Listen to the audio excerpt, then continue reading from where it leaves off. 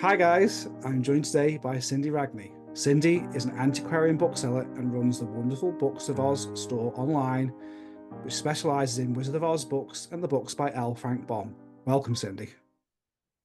Hi, Colin. Thank you for having me. You're always welcome. So we're launching a new series today on how to identify first edition Wizard of Oz books and their sequels. Would you like to tell everyone why we feel this is needed and why people might enjoy this series? Yeah, I guess there's two main reasons. One is that Wizard of Oz book collecting is complex because of first editions being difficult to identify. And the other is that there's actually a lot of misinformation online about what constitutes an Oz book first edition because people don't really do their research. So um, one of the reasons why it's so difficult is because the publisher, Riley and Britton, and then Riley and Lee of the original Oz books didn't necessarily include a publishing date. They just included a copyright date. So they would come out with new editions and use the old copyright date. And so people get confused that the book was actually published the same time as it was copyrighted, which is not necessarily the case. So we thought we would go through book by book, starting with The Wonderful Wizard of Oz, the first book in the series and the most famous one, and do a video on each of these books talking about how to identify your book and whether it really is a first edition or not. Yeah, and I think that's really important. We have facsimiles out there today that make it difficult to identify if they're a first edition or not. So you're going to find this series very valuable. So buckle down, everybody. We've got over 40 Wizard of Oz books to go through. If you like this series, please give us a like and subscribe. Comment down below. What is your favorite Oz book? And are you going to be collecting antiquarian Oz books after these videos?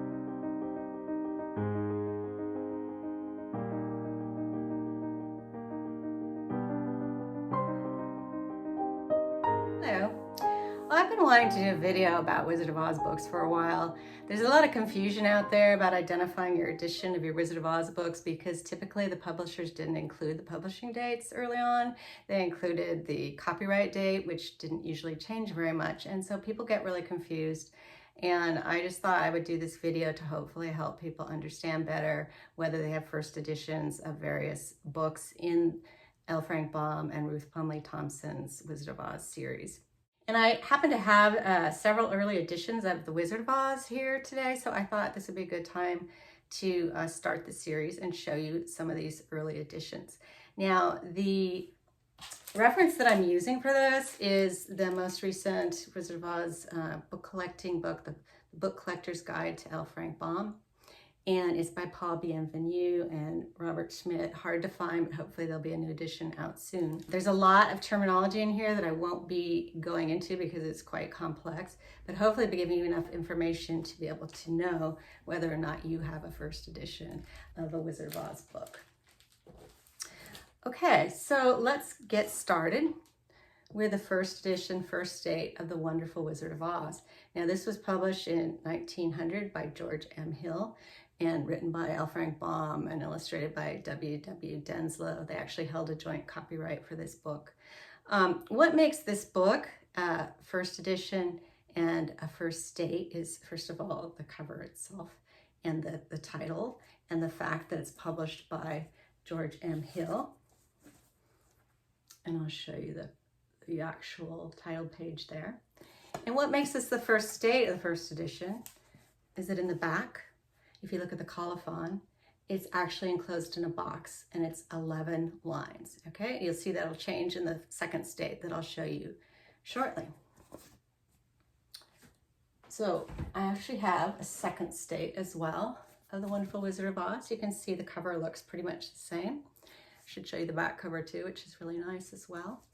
But if you look inside the back cover at that colophon, you'll now see that it's not enclosed in a box and it's 13 lines instead of 11, okay? Small thing, but important. And the next thing is that on page 227, a typo was corrected. So instead of while Tin Woodman, which is what is given in the first state, it now says while the Woodman in the first line there. You see that? Now, both these books even though they're different states, are actually in the same binding. Just to complicate things further, there were 3 binding types for this first edition. These are both in the B binding, and the main difference in the binding states is in the publisher's name at the base of the spine here. You can see these are both in red, and they're an unserifed type. These are binding B. For binding A, which is really scarce, it was written in green type instead of red type, unserifed. And then for binding C, which tends to be a little more common, it's a red type, it's like this, but it's serif type, and it's a little bit wider typeface as well, a little bit rounder looking. Okay.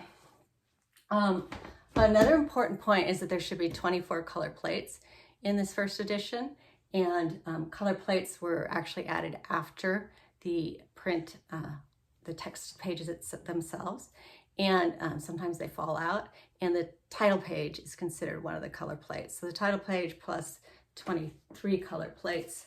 Let me show you one of the color plates here so you know what they look like that.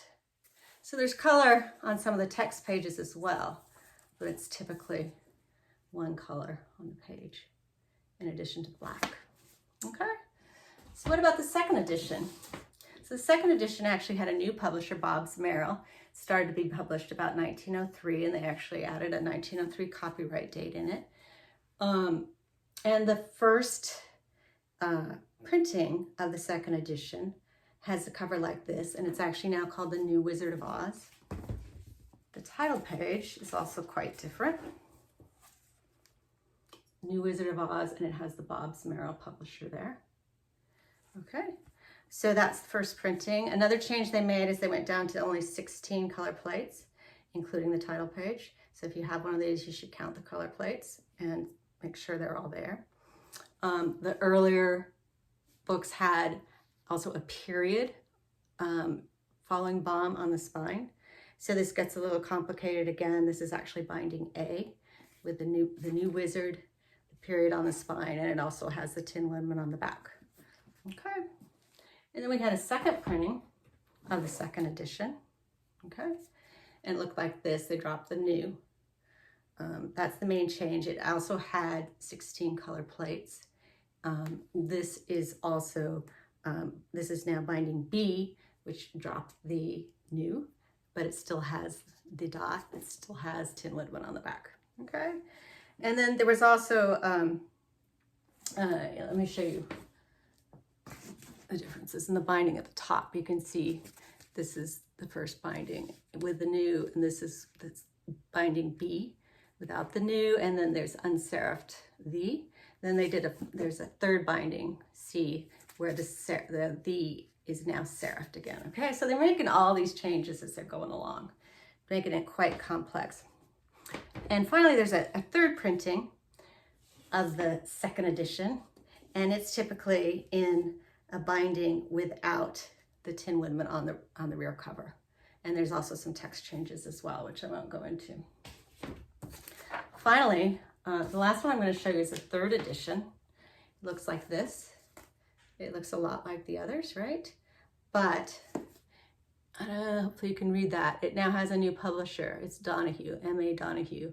And they started publishing this book about 1913. And their title page is now a little different because it says Donahue at the bottom. I see this book misidentified a lot as a second edition. It's actually the third edition with Donahue there. And this cover, they actually had 2 printings. The first printing had 16 color plates, like the earlier editions. And then the second printing, which is what this is here, only had 2 color plates, the title page, and then this one opposite, which is kind of an odd plate in that it is a double-sided color plate. Okay. So, and then you go through the text, you won't see any color plates. You may see some color on the text pages, but not these inserted color plates. So those are the ones I'm going to show you. About 1920, Bobbs Merrill came out with a 4th edition, which was very different. Instead of this sort of impressed stamped cover, they had a paste down color plate, which they used for a lot of the books from then on. And it's got orange on it as well. So that looks very different. If you have that, or if you have something that doesn't look like one of these ones I showed you, then it's a later edition, and there were many, many later editions of Wizard of Oz published. So that's the first book. Hopefully soon I'll be able to show you some of the points of the second book, The Marvelous Land of Oz. Thank you.